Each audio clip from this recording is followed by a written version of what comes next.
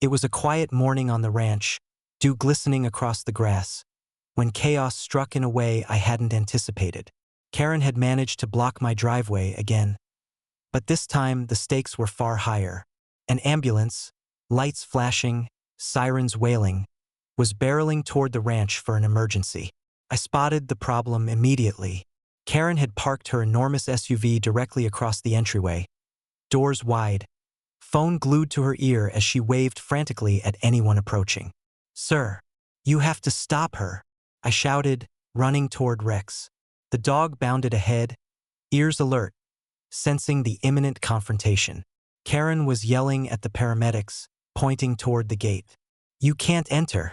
This is HOA property. Stop! Stop!" she screeched. I reached the driveway just in time to see the EMTs attempting to maneuver their stretcher around her blockade. Karen, furious, refused to budge. "I don't care. You're not supposed to."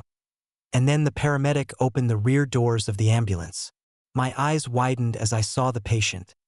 Karen's own husband, pale and sweating, hooked up to N4.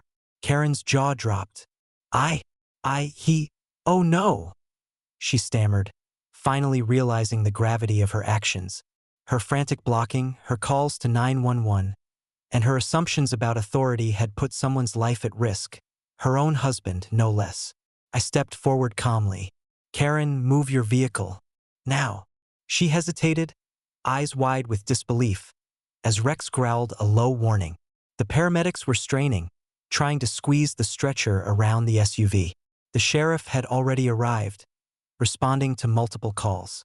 Karen attempted to explain herself, waving her phone and spouting excuses. "I'm enforcing the HOA rules. This is community property." The sheriff shook his head. "Ma'am, you are blocking emergency services. That is a crime. Step aside immediately." Karen's face turned beet red. The paramedics quickly maneuvered the stretcher past her car, lifting her husband safely onto the pavement. The moment he was stabilized, she slumped against her SUV, muttering about mistakes, misjudgment, and "how could this happen?" The sheriff issued a citation for obstruction of emergency services.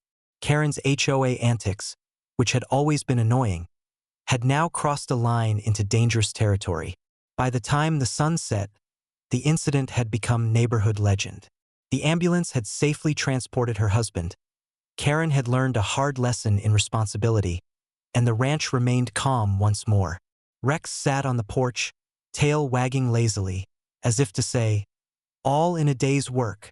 It was a stark reminder that sometimes HOA power trips weren't just annoying, they could be life-threatening.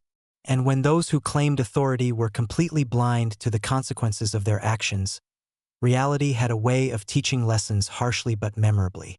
Karen, humbled and embarrassed, retreated to her home, facing both legal consequences and the scorn of her neighbors. Meanwhile, the ranch, peaceful as ever, was a testament to preparation, foresight, and the importance of keeping one's boundaries clear and safe.